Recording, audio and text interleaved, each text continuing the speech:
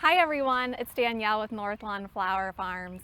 Today I'm planting a garden full of hydrangeas for blooms all season long. And I'm so excited to plant this garden because hydrangeas are my all-time favorite plant, and they're also the most profitable shrub that I grow because they give you those big, blousy, beautiful blooms.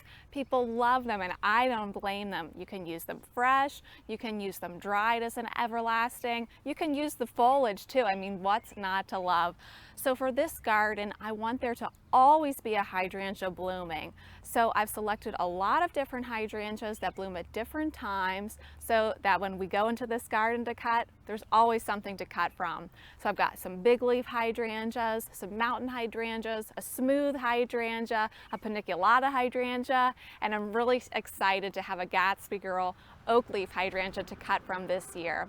So I'm just so excited I can't wait any longer. Let's plant this garden together.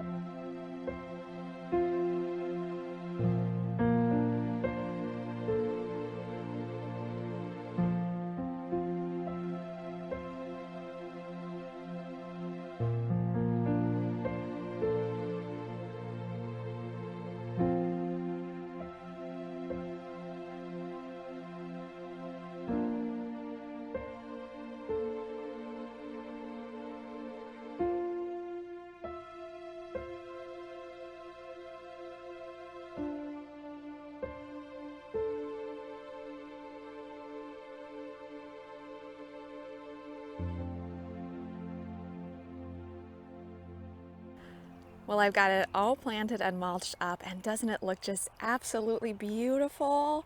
It's going to be so wonderful to have a hydrangea that's always in bloom back here, no matter what time of year it is.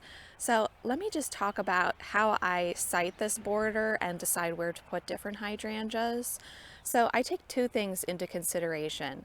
I want to first think about their mature size and make sure to give them all the room that they need to grow to their full capacity. And also I want to take into consideration the light, because here in my zone 6B, things like big leaf hydrangeas, these blue hydrangeas you see here in the corner, they need a little bit of protection in my zone from the afternoon sun. Also the same with the mountain hydrangea and even the oak leaf. If they're getting really hot afternoon sun in my zone 6B, they're just not quite as happy as they would be with protection. But when we move on to things like the Paniculata hydrangeas, like a limelight, a little quick fire, those things can take full sun. And the smooth hydrangea, I feel like lives somewhere in the middle. You can place it in full sun, you can do full to part sun. They seem very forgiving, at least in my experience. So now let's take a closer look at each hydrangea because they're all so beautiful in their own way. So first I have this hydrangea called Let's Dance Rave, a big leaf hydrangea, and it's good for zones 5 through 9. And just look at the amount of blooms on these shrubs. Just the buckets and buckets of blooms that you can arrange with from just one shrub. And these stay on the shorter side as far as a big leaf hydrangea. It says they're going to get by 3 feet by 3 feet. So you could really tuck these in anywhere. Now next up is a hydrangea that I feel like it has kind of a vintage feel, and it just makes me feel so happy. It's making my heart flutter. But it's called Tough Stuff Hydrangea. It's a beautiful lace cap hydrangea. It also stays small, I believe 24 to 36 inches tall and wide. And what a nice contrast to the big leaf hydrangea. I have one of these Tough Stuff hydrangeas, so I do have experience with it, and it's been a wonderful performer. Just fabulous from start to finish, and the blooms hold wonderfully in the vase. Now back here is a hydrangea that I'm so excited, I'm so thankful to have, and we have to imagine it, as I say, at its full size, because it's going to get between 5 to 6 feet tall and wide. So it's going to fill in this whole space, and we're going to have, a lot of varying heights here. But I love the oak leaf hydrangea because it gets beautiful fall color, and it's also a native, which is wonderful because our garden is certified by Penn State as a pollinator friendly garden. So it's really important for me and also to Penn State that we promote native plants, and the oak leaf hydrangea is native. And if I haven't said before, this one is called Gatsby Gal hydrangea, and isn't she stunning? All right, next up is a hydrangea that I have been trying to get my hands on for a while, and now I have it. So wonderful. It's called Invincible Limetta.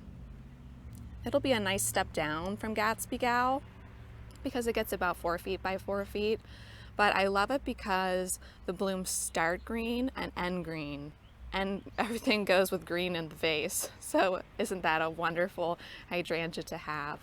And I also wanted to site the border back here by these two more mature hydrangeas because I have Invincible Spirit 2 here in the corner, which is either 3 or 4 years old. And then I have a Haas Halo hydrangea. And I know Haas Halo is only 3 years old. And guess what?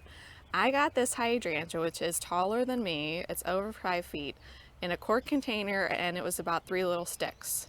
And 3 years later, here it is. If you've heard the saying, sleep, creep, leap, it's true.